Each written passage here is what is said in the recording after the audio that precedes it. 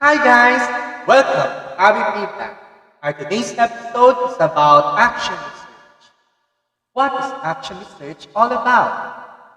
So to start with, let's have the learning objective. First, we are going to define and describe action. Then, we're going to adopt the research model prescribed by the DepEd Order Number 16, Section 2017. And of course, we're going to appreciate the models of adopted in making an action. So what is action research all about? Action research is inquiry or research in the context of focus, efforts to improve the quality of practice. Ano ba ang ibig sabihin nun?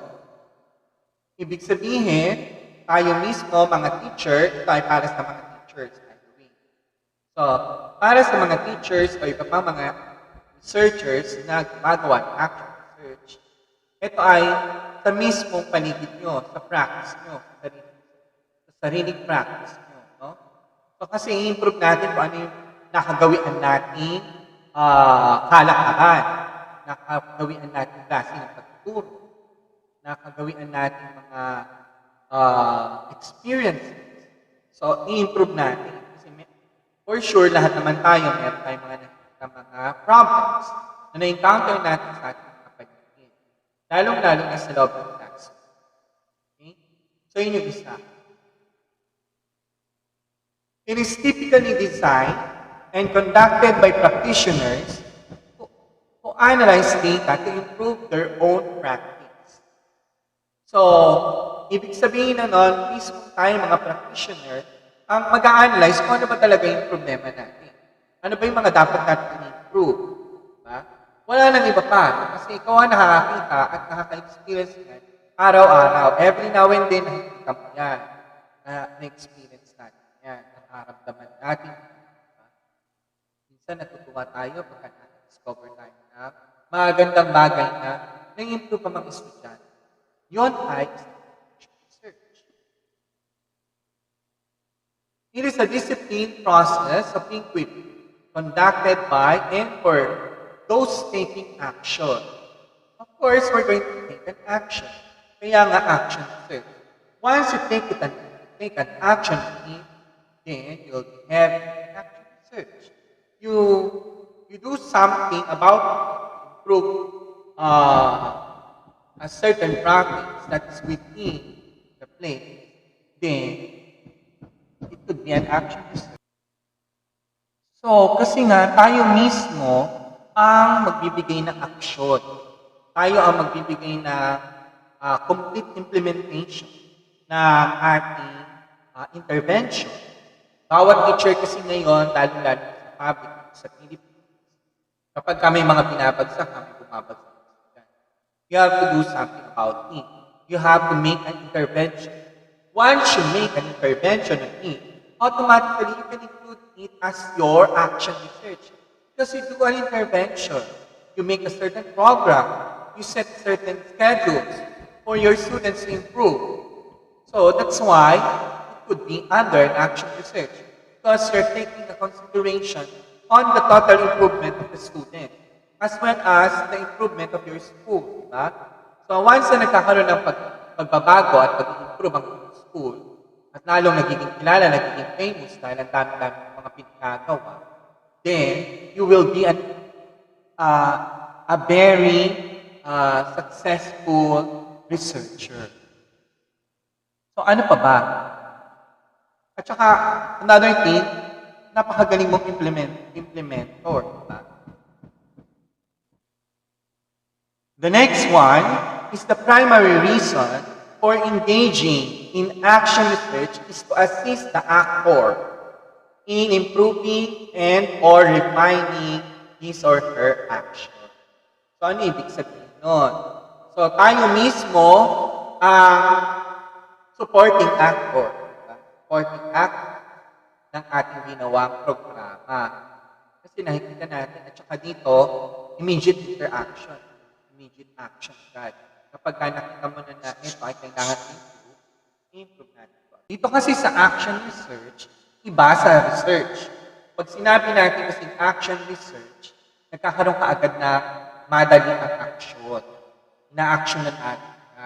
Kung kaya natin i-improve na, i-improve na natin. But of course, we're going to put our recommendation and conclusion also in the discussion, research discussion. So, lalagay. Okay? By the way, the two things that have been discussed is from Richard Sator. Then, action research can be done by individuals. Pwedeng mag-isa ka lang, nagawa ka ng research. Pwedeng by team or teams of colleagues. The team approach is called collaborative. So, pwede yan. So, English, math, collab kayo. English, math, science, collab. So, pwede yung magsama-sama. So, HE, tapos ELE. Food tapos HE. So, halimbawa, automotive, tapos electricity, electronics, electronics. So, yun yung mga yung pwede natin. Work. Kasi pwede kayong magkaroon ng pala. Social science. So, ganun ang atin. Hindi lang siya pwede isang tao. Pwede marami. Action research has the potential to generate genuine and sustained improvement in school. Diba? Improvement natin ng school. Once na nagkaroon ng pagbabago ang bawat classroom, magkakaroon ng total transformation ng buong school. Diba? For example, maraming absent every year. Tapos itong year na to, wala nang absent. So, ibig sabihin, nagkaroon ng total improvement. So, magandang research. No? Ibig sabihin, meron silang in-implement, maaaring total implementation na naganap sa loob ng classroom, sa bawat classroom. At nagkaroon ng total impact sa buong population ng school, sa total attendance ng school. Action research is a process in which participants examine their own educational practice, systematically and carefully using techniques of research. So, mismo yung mga participants, pwede nilang i-test yung kanilang ginagawa na research. No? Mismo sa kanilang sarili. No?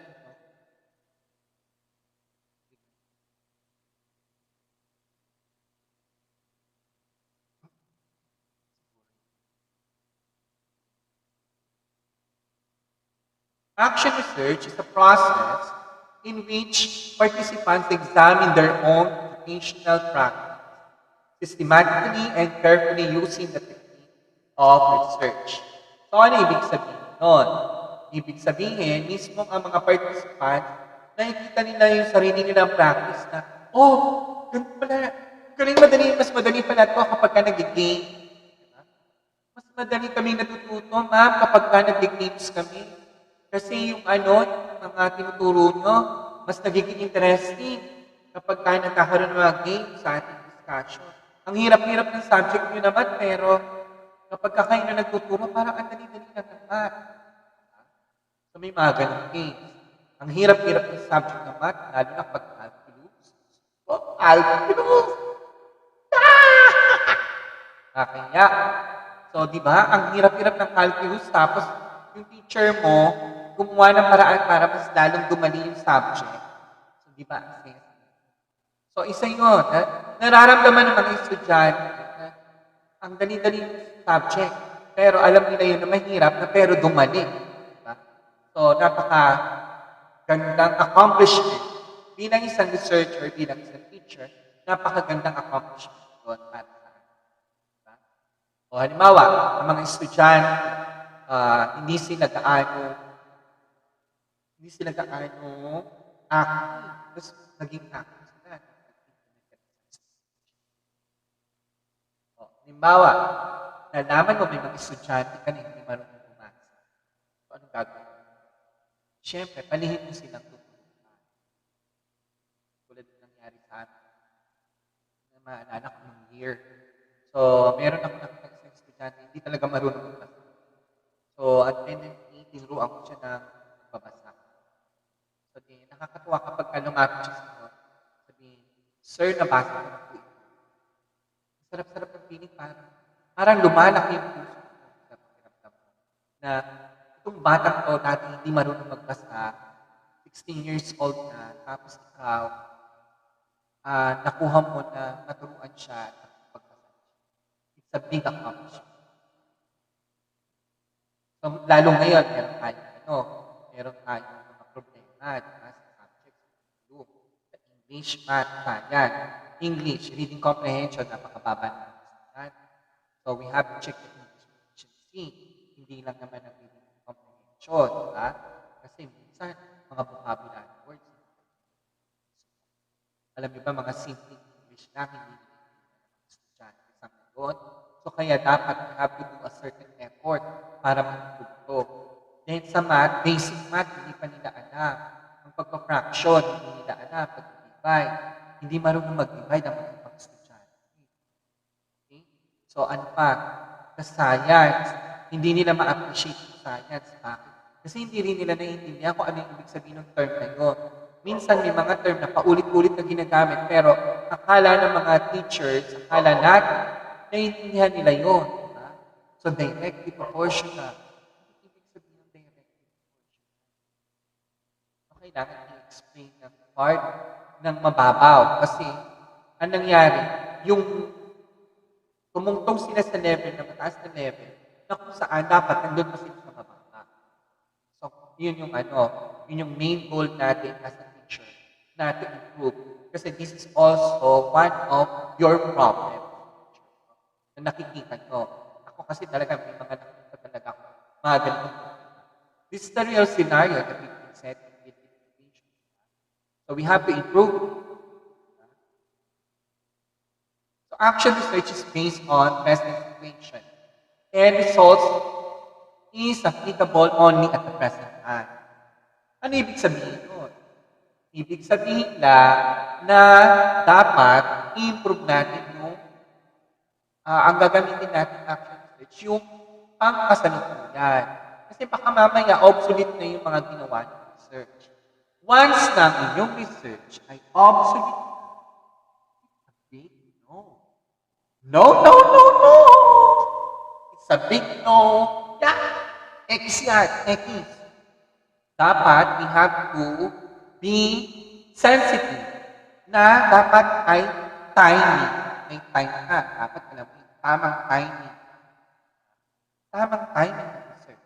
Katulad ngayon, ang mga usual natin na research dapat about symptoms, online, about internet.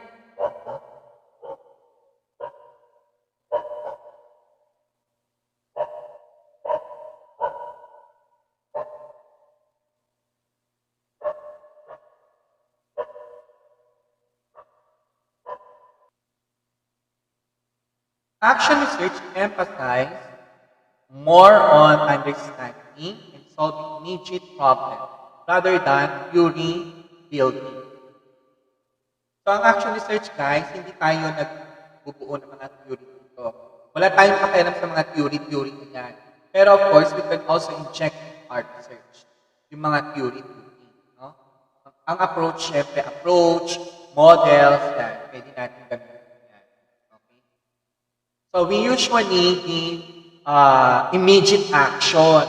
So, kasi nga, nasa mismong loob ng classroom natin, yung ating nakikita mga problema, yung ating i-improve, no? So, once na maging okay na yan, makita na natin na improve na, syempre, bibigyan natin, liresitahan ka agad natin. Ito dapat mong gawin, anak. O, diba? O, iho, ganito gawin mo. So, usually, some other teachers do that. No? Parang binibigay nila yung Ako kasi hindi ko naman basta sabihin ko lang, oh, you have to do this one. Gawin nyo to, gawin nyo yan. Hindi ko kailangan na, oh, eto ganito gawin nyo. Oh, hindi na dapat ganyan kasi we are on a modern country na, di ba? Oh, you have to do this one. Oh, kasi teacher tayo, dapat meron tayo makikinig ka. Hindi mo na kailangan pa bebe. Anak, kaya mo talaga yung mga naririnig mo. Anak, ganito gagawin mo. Pero ang mga teachers talaga wala tayong magagawa kasi yung mga teachers kasi ganyan talaga yung kala. They call their students anak, babe. Pero ako, as for me,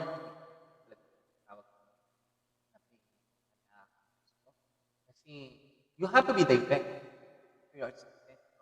Na dapat ito. Kasi how are they going to stand low? How are they going to stand still? So, kailangan talaga kumayusin ang sarili ng paa. Kasi siguro dahil ako, tuturo ako sa university, tapos senior high school yung hawak ko. So that's why I treat my students as college students na. I'm not treating them as little ones. Kasi malaki na sila. They are adult na to handle the situation. So kapag meron ka na ng problema at ito ay nakalagay sa action,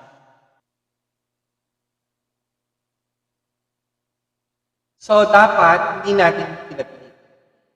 So, kasi, na sila yung mga higher level. So, kasi naman to, ang discussion natin sa about action research. So, kung meron na tayong nakikitang problema, kaya na natin sagutan agad, sinasagutan natin agad. So, inaayos na natin kaagad doon pa lang sa treatment. No? Kasi nga, it's an action research. While in a research, hindi pwede. Kasi you have to include your conclusion. You have to jot down whatever finding. So dito kasi immediate implementation. Kailangan meron ka agad pagbabago. Mag-treat ka ng approach, dapat implement agad.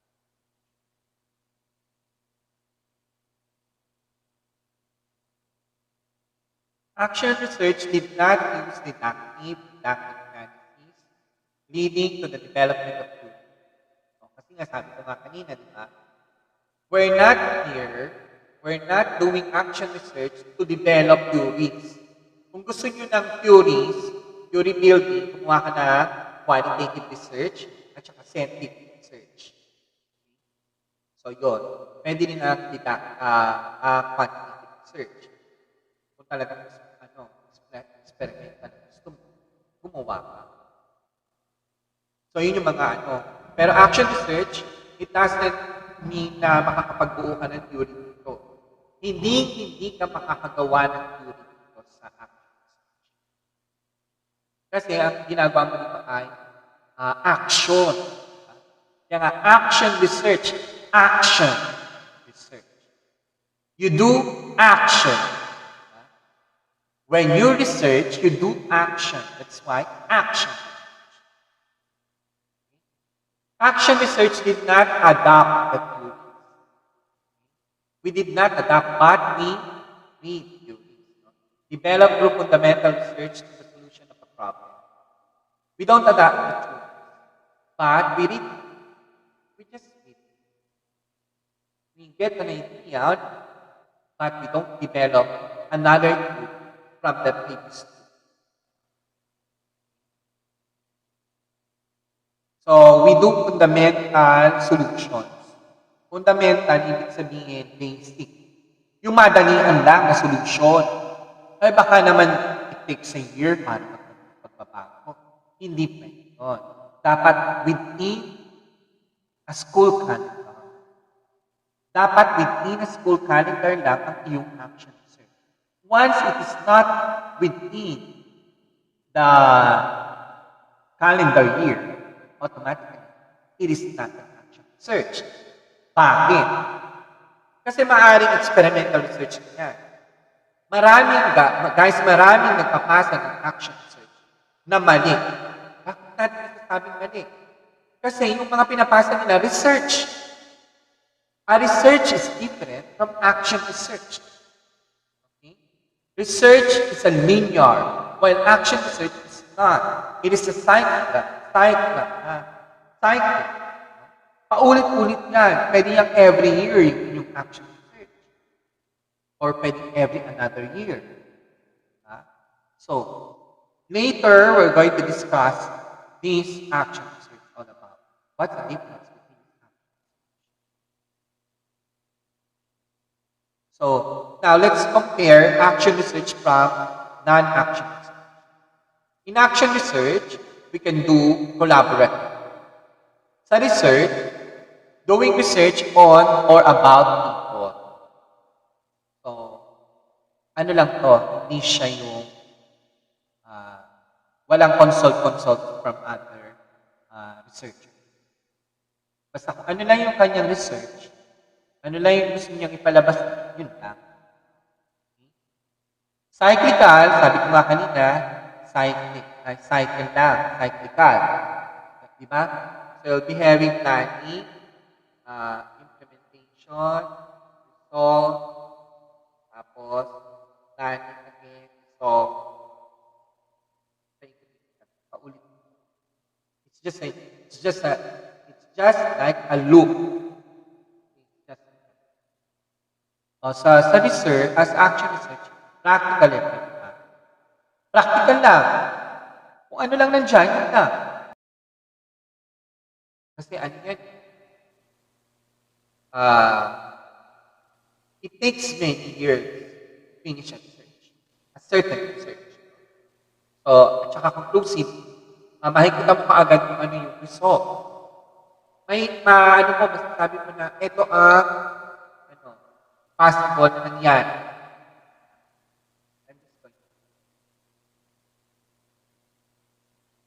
So, makikita mo na agad kung sa research, ano siya, nakakapag-conclude ka. Nakasangat, therefore, pero nilalagay ko na sa may. Therefore, I conclude that there is no need to study that because they are mental. Upright. Nakapag-conclude ka na. Kasi mataas na mental ability, mataas na English. Sa lahat mataas, kailangan ba mag-study habit? No. Nalalagay doon, conclusion, there's no need to have a good study because they have so, sa action research, hindi ganon. Kasi hindi mo pwede. Yan. Ikaw, mataas yun. Humaas. Bakit kaya?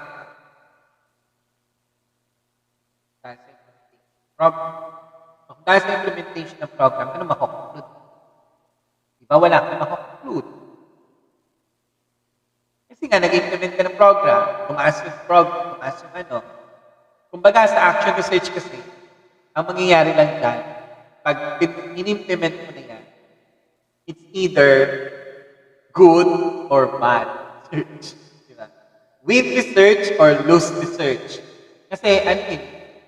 Effect, impact, ang mangyayari. Is there a good effect? Yung baga parang i-assess mo lang yung total implementation ng action research. So, hindi ka magko-conclude dito. Baga, effective ba o hindi effective? Ganun lang. Dito sa effective siya kasi ganito. So, ganun yun sa research. Naging effective siya kasi ganito. Dito sa action research, effective siya, hanggang wala, effective. Okay? Wala nang tapat. Action research within context of teachers' environment. Sa loob lang. Sa loob lang ng classroom. Sa loob lang ng school. Gandun lang. Hindi na pwede lumabas pa ng ibang school. Pag lumabas na yan ng iba pang school, hindi na yan action research. So, ganun naman sa research.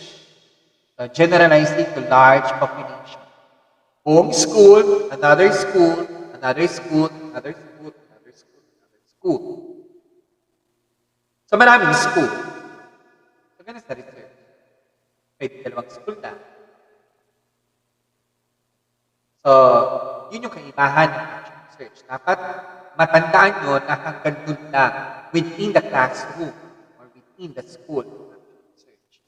Kasi kung about employees, about teachers, sa buong school. Kapag kasi ng mga estudyante, sa buong classroom lang. Hindi na sa iba pang classroom. Hindi pwede sa iba pang classroom. Except, siguro, subject. Subject. Tapos, collaborative effort ng dalawang subject. A way to improve instructional practice by observing, revising, and reflecting. Sa research, a FAD. Ano ibig sabihin? Kasi dito, nire-revise agad natin. Dito sa sa ating research, hindi siya nire-revise. Bawal mag-revise. Sa action research, pwede mo i-revise within the practice, within the total implementation. So, ganun ang kaibahan na action research sa research. Okay? So, I hope naintindihan nyo na. So, summary lang natin para malapit maalala nyo yung comparison ng dalawa. Para hindi nyo malimutan, ang una, pag sinabi natin action research, you do an action for a certain research. Dapat cyclic. Paulit-ulit. Dapat within the classes. Sa classes. So, sa classroom,